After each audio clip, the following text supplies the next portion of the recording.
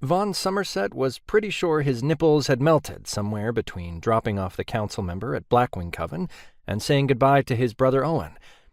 And also, his last flight to the desert had taught him how much he loved vegetation. Green trees clumped together really did it for him.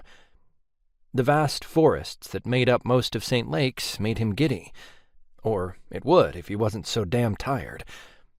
So maybe he just felt weird, all worked up and shaky with the thought of being home. He missed St. Lake's, and he missed one person in particular. Not that he would ever say it aloud. St. Lake's airport only held his small cargo plane and one other little puddle jumper thing that belonged to Amos, the airport's caretaker. Vaughan grabbed his tattered backpack and stepped off the plane. He threw the worn blue bag over one shoulder as he left the hangar, waving to Amos. He intended to drive himself home, but Amos stood on his front porch with his hands on the rail and questions on his old, wrinkled face. Amos was a wolf shifter who had been around the world and back again about 1,000,000 times before he'd settled in St. Lake's.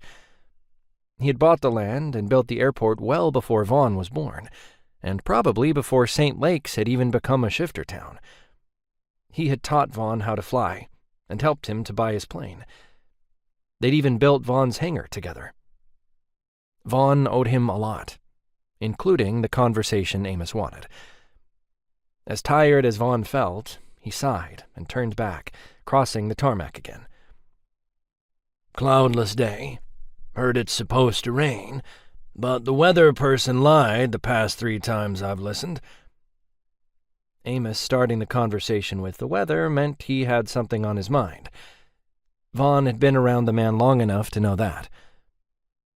"Before this morning, you listened 6 years ago and 60 before that, right?" Vaughan stepped onto the front porch with a grin. Amos shook his head with narrowed eyes. The smile sneaking onto his face gave away how he really felt. "Get in the house, smartass. I have a sandwich and some tea with your name on it." "Smartass isn't my name. That sandwich and tea must be for one of my other brothers. They're the only smartasses I know." Despite Vaughan's teasing, he went into the house, dropping his bag just inside the door. He took off his shoes because Blackwing Coven was a sandy hell that didn't give up on trying to make a sinner out of him, even with 1,000 miles and distance. Tracking it into Amos's house would piss the man off something fierce. Vaughan went to the table and sat in front of the bacon sandwich. By the gods, Amos's bacon sandwiches were the best thing on earth. Well, almost the best thing. Vaughan knew of something, or rather, someone, who was the best thing on earth. And man, did he miss his dragon shifter.